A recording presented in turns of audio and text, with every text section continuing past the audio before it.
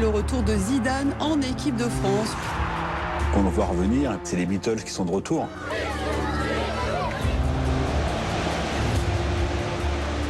Raymond Domenech est convoqué par les joueurs. Dans les grands matchs, il est là. Dans les grands matchs, il s'échappe pas. Dans les grands matchs, il répond présent. Je n'ai jamais vu un joueur faire ce qu'a fait Zidane durant ces 80 minutes. Jamais. Cher Zinedine Zidane, la France vous admire.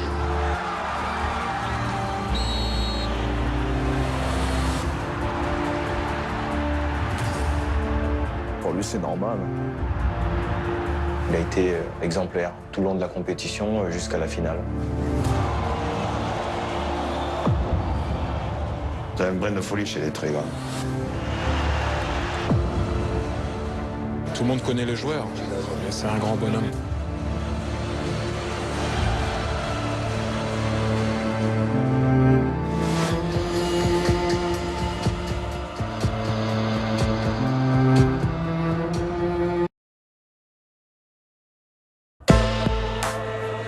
« 10 juillet 2006, lendemain de finale de Coupe du Monde. Malgré la défaite au tir au but contre l'Italie, malgré le coup de tête de Zinedine Zidane, des milliers de personnes sont venues rendre un hommage appuyé aux Bleus et à leur capitaine. L'instant est empreint d'émotion. Voici la dernière apparition publique de Zidane comme joueur de football.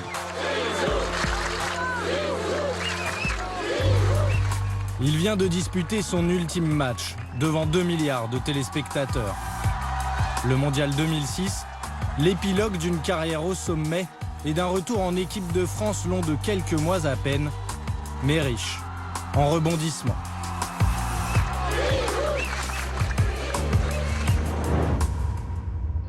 La grosse surprise de cette journée, c'est le retour de Zidane en équipe de France. Un an après avoir quitté les Bleus, il revient sur sa décision. 3 août 2005, une date historique pour le football français. Il ne s'agit pas d'une victoire sportive, mais bien du retour du joueur le plus emblématique des Bleus. L'icône Zinedine Zidane sort de sa retraite. Tous les journaux sans exception en font leur une et les personnalités du foot se félicitent publiquement. C'est une décision courageuse et aussi généreuse. Courageuse parce qu'il change la vie. Moi j'aime bien les gens qui quelquefois sont capables de changer la vie. Et généreuse, j'aperçois que peut-être il peut donner un coup de main à l'équipe de France, donc il se rend disponible pour l'équipe de France. Même les politiques comme Jean-François Lamour voient en Zidane le sauveur d'une équipe en reconstruction. Techniquement, physiquement, on le voit, il est encore en pleine possession de ses moyens. Alors qu'il ait envie de revenir, que cela convienne au schéma tactique du sélectionneur, je dis banco. Ce retour inattendu, annoncé en plein été, est en fait le fruit d'une longue réflexion. Depuis plusieurs mois, Zidane réfléchit à un retour. Henri-Émile, coordinateur des Bleus pendant près de 20 ans, est très proche du numéro 10. Il est même un confident. Ce que j'ai beaucoup apprécié, c'est qu'il m'appelle avant de revenir et qu'il ait annoncé après qu'en dehors de sa famille, il n'y avait qu'une seule personne qu'il avait appelé. Donc j'ai beaucoup apprécié parce que ça renforçait notre complicité. À Madrid, Zidane vit de plus en plus mal les trêves internationales.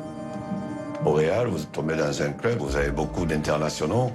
Donc ceux qui restent, ceux qui doivent s'entraîner, se retrouvent à 5-6. C'est pas forcément évident de trouver du plaisir pendant 10 jours en étant très peu à l'entraînement. Vincent Duluc suit les Bleus pour le quotidien L'Équipe depuis plus de 15 ans. À l'époque, jouer seulement la Ligue des Champions et le championnat d'Espagne ne suffit plus à Zidane. Il finissait sa carrière au Real à un niveau qui ne le satisfaisait pas. Il sentait qu'il avait encore un petit quelque chose à donner mais au bout d'un an sans équipe de France, il a vraiment eu envie de revenir. Je pense que c'est d'abord venu de son désir, c'est-à-dire qu'au-delà du fait que les autres avaient envie qu'il revienne, notamment Patrick Vieira, c'est d'abord venu de lui.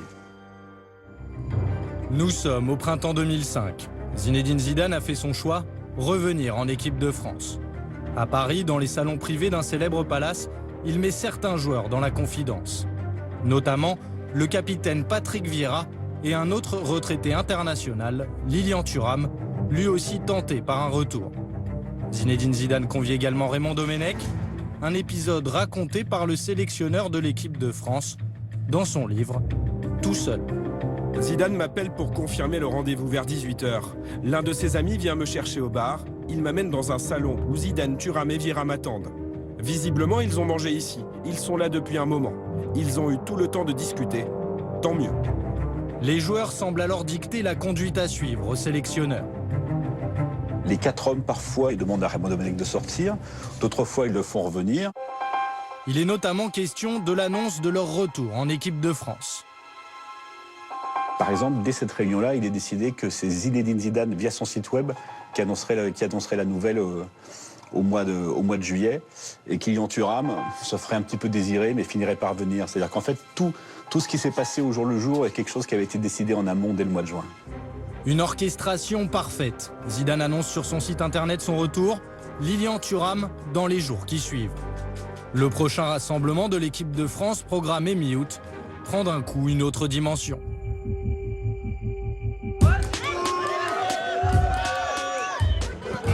Au cœur de l'été, c'est par une porte dérobée que Zinedine Zidane retrouve les Bleus. À l'occasion de ce match contre la Côte d'Ivoire, difficile pour lui d'avoir un moment de tranquillité. Zidane est poursuivi par les fans et par les caméras. Tous veulent connaître son sentiment au moment de revenir chez les Bleus. Je pense que ça me fera quelque chose de particulier demain quand je mettrai le maillot avec le coq. Oui. Demain, ce sera le 17 août. Et le 17 août, c'est il y a 11 ans de ça.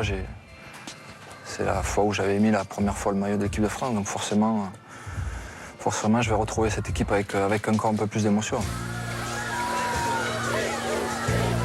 Sa seule présence donne du faste à un match amical ordinaire. Car en plus, Zidane ne revient pas seul. L'équipe de France peut compter sur les services de Lilian Thuram et Claude Makélélé, eux aussi, sortis de leur retraite. Quand on le voit revenir, eh ben c'est les Beatles qui sont de retour. La Ligue sollicitait des clubs pour prendre des billets pour essayer de remplir le stade. L'annonce de son retour a fait qu'il n'y avait plus une seule place et tout le monde cherchait des places. Leur présence redonne confiance à tout le monde, aux fans comme aux joueurs. N'importe quelle équipe au monde, tu vois Zidane arriver, Thuram et Makélélé, quand même, ça booste un peu. Beaucoup même. Ils reviennent et je pense qu'ils vont apporter quelque chose à l'équipe de France. Alors, les états d'âme, on se les met de côté et surtout on bosse ensemble pour se qualifier. Forcément, avec Zidane, Thuram et Makélélé, un grand joueur par ligne, le paysage et le jeu ont changé instantanément.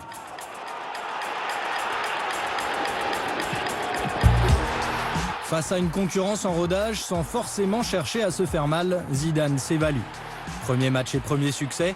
Comme un symbole, la France l'emporte 3-0. Zizou est en reconquête et sa rage de vaincre est contagieuse. C'est le début du renouveau des Bleus. La France, mal embarquée dans les qualifications, se relance sportivement et décroche sa place pour la Coupe du Monde 2006. Le changement porte un nom, Zinedine Zidane.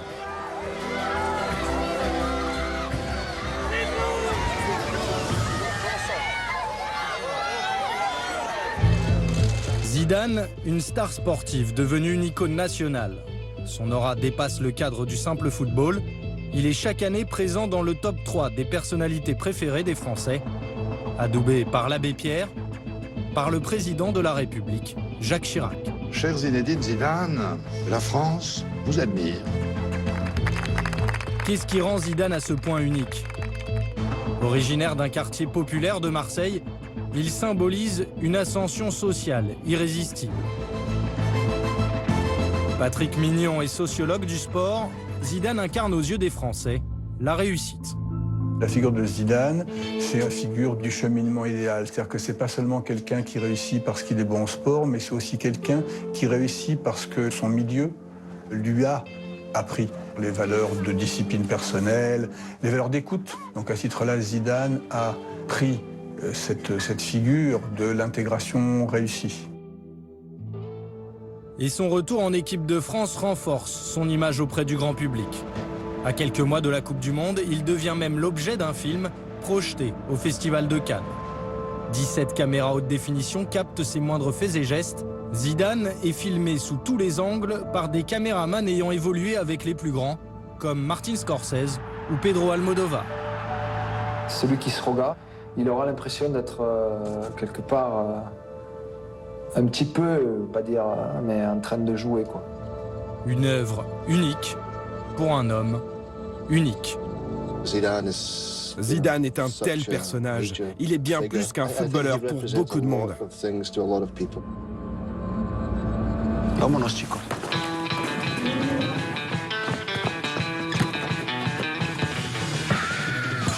À mesure que la Coupe du Monde 2006 approche, Zinedine Zidane devient omniprésent sur les écrans. Un film, des reportages et des dizaines de publicités, il a le monde des marques entre ses mains. Les prix de son retour en 2005 sont d'ailleurs réservés à un de ses sponsors. Retrouvez en exclusivité mondiale les déclarations de Zinedine Zidane en touche 2. Comme je l'ai toujours dit, l'équipe de France a toujours été la chose la plus importante qui soit arrivée. Orange, Danone, Canal Satellite, Adidas ou encore Audi se sont associés à lui pour un total, selon l'Express, de 8,6 millions d'euros de contrats publicitaires.